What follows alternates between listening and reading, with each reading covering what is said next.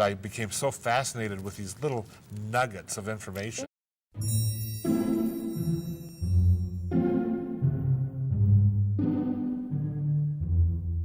Welcome to our interview with Denny Stockdale, author of Conversations from the Neighborhood Ice Cream Shop. I'm your host, Lori Creever.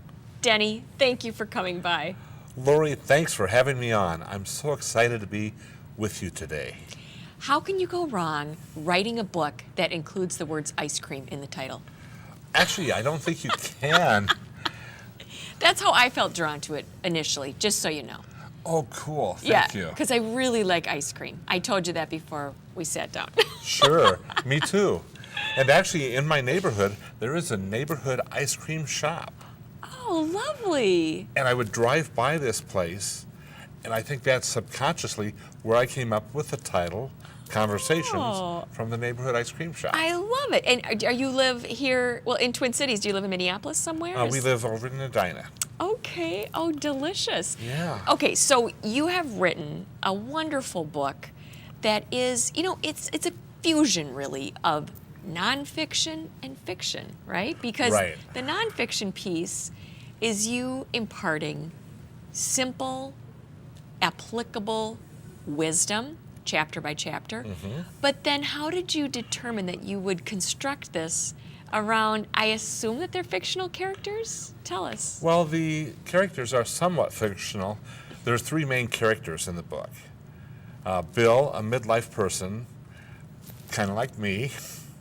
Who's a bit, like all of us. He works too much, and he's just got the customary sufferings and struggles of keeping his business afloat and handling employees and bidding for jobs and, getting the next job in the door for his business. He's an entrepreneur, right? Right. And he came from a consulting background, which I also have. Yeah. So there's Bill, who's this midlife person, and he meets a young man by the name of Tag, the acronym guy. And the acronym guy, I actually used my nephew as the model for Tag. Yeah, he's such a positive young man. Yeah, he is. Okay, good. And then there's three main characters, so who's the other guy? And the other one is Randy, the ice cream shop owner, who is kind of like me in a way, my alter ego, if you will. I love it. And Randy was willing to take a risk to start off his ice cream shop.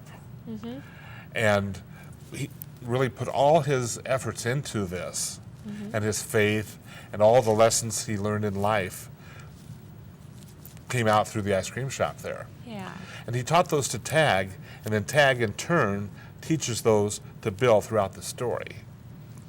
Now, why do you think we need, because I agree with you, we do need to have this repeated and restated so many times throughout our lifetime, this message, follow your heart, follow your dream. Why do you think this is, that it's just so easy to get sidetracked? Well, it's actually very easy to get sidetracked because of society pressures. Okay. And we could have a whole show just on that.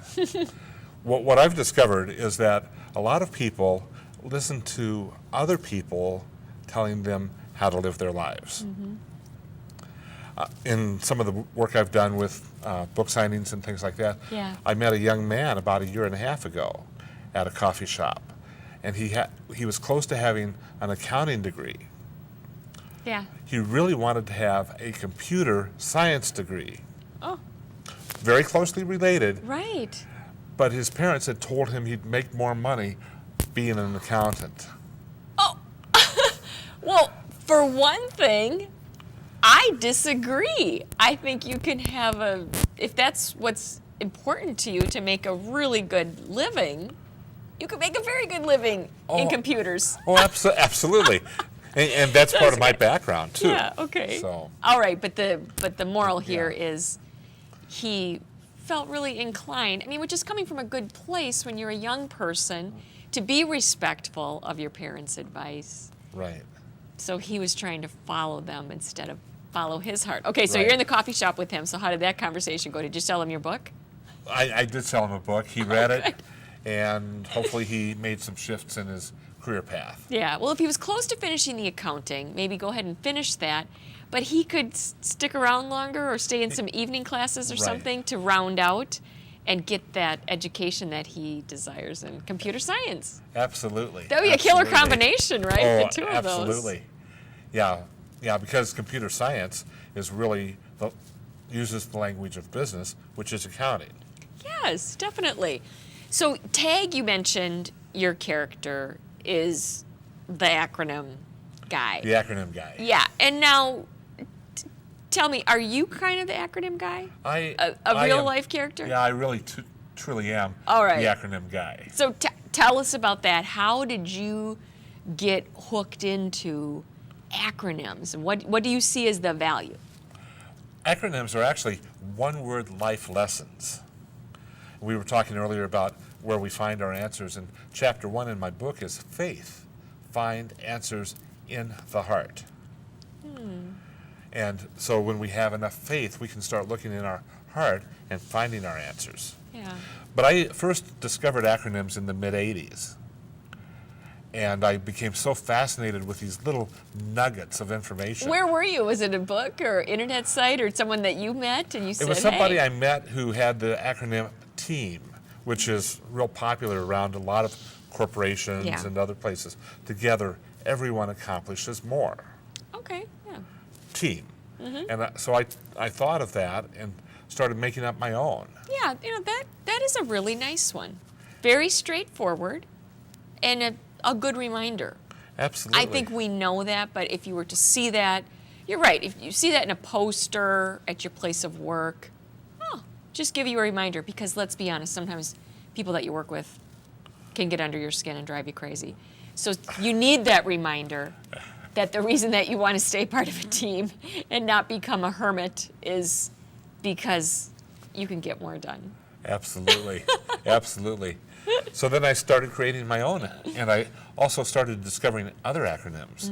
One I heard, it's not one of mine, but GOD, Good Orderly Direction. Oh, that's also very nice. That's good. And so I didn't have a whole lot of money back in the mid-'80s. I'd been working for a number of years, and I created a booklet in 1987 of around 80 to 90 acronyms that I gave away as a Christmas present that year. Oh, what a fun idea. And So it- just your own thing, sort of your own self-published, self-generated. Yeah, I actually did the layout on a Macintosh, took it into Kinko's, and Kinko's didn't really cut it correctly, but it came out all right. So you allowed some improvisation maybe to take place. Right, right. And I had 50 copies printed, and I gave it to friends and family that year as a Christmas present, because I couldn't afford any.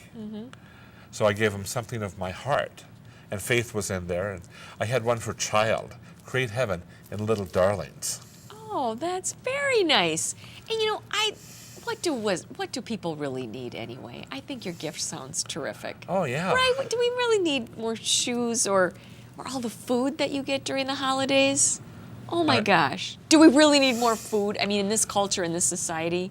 Ice cream, yes. Okay, maybe ice cream, but Maybe ice I cream. think a book about the heart and I guess I kind of consider the acronyms to be sort of a snappy lesson, or I don't know, is shorthand really the right word? Maybe not. It's Could use shorthand. yeah, but and to help you remember. I mean, I can think back to studying in middle school and sometimes different music principles they would have you memorize. Would that be an acronym? Yeah, every good boy deserves favor. Yeah.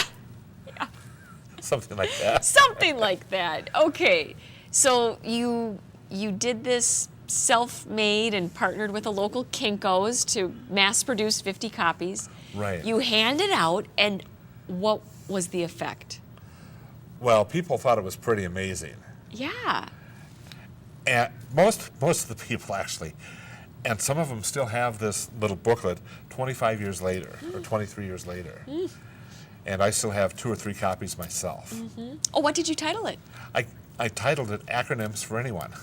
Oh, that's wonderful. And I actually have one of my future projects will be to take those acronyms and a lot of acronyms I've created since then and put it into another little booklet that people could have just open up to, like, the lesson of the day. Oh, that would be nice. And as soon as I find the right illustrator, that project's going to move forward. Yeah, yeah. Well, there's a real story to your book as well. And I want to ask you about that.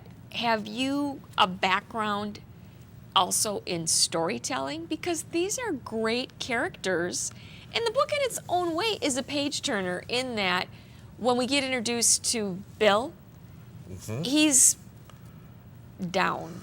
He's down. He's had a tough day, kind of a kick in the teeth, so to speak. Absolutely, absolutely, which I think most anybody could relate to. Sure. Particularly during these times where you and I are sitting down, we still are really suffering through a lot of huge negative economic circumstances Right. in many, many parts of the state and in our country and actually in the world. So I think, you know, your story really speaks to a common human experience. So how did you determine, or what was your process on actually coming up with the story and driving this forward? We get the lessons and the acronyms, but it's a great story about these people. So tell us about that. All right. Well, the story was a surprise to me. When I started writing this, actually this book was a dream for a lot of years. And I wrote little essays around some of the acronyms. And a few years ago, I gave a notebook, a 3-ring binder, to my wife and daughter at Christmas time with some of the acronyms in there. And I thought, it's going to come out as a series of essays and life lessons. 6 years ago, I was challenged to actually write a book as part of a course I was in. And the story came out just as a surprise to me. The first draft was okay.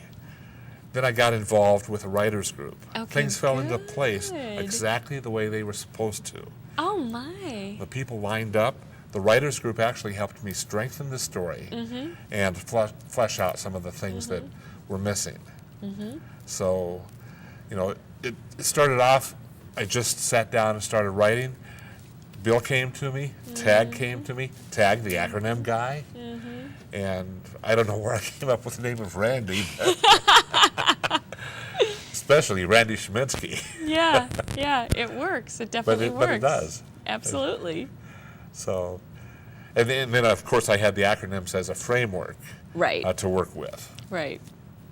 And it started off originally as 6 acronyms, and then I expanded it into 8. 8, right. Yeah, Oh, good. yeah. So I've had a lot of fun with this too. And I think what really makes this so unique is not only the acronyms, the story behind it, and also the reflection section at the end of each chapter. Yes. Let's talk about that. Like, what's your biggest challenge this month or this year? So we have questions that are built around personal development, or they can come up with an inspirational quote or their name.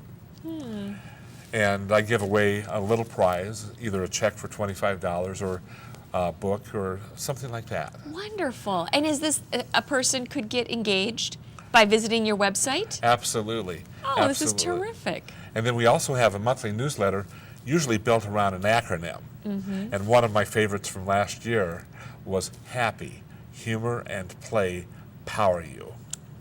Oh, that is so true. That is so true. Absolutely. Humor and play power you. Right. Oh, I love that. This is a beautiful note for us to conclude on.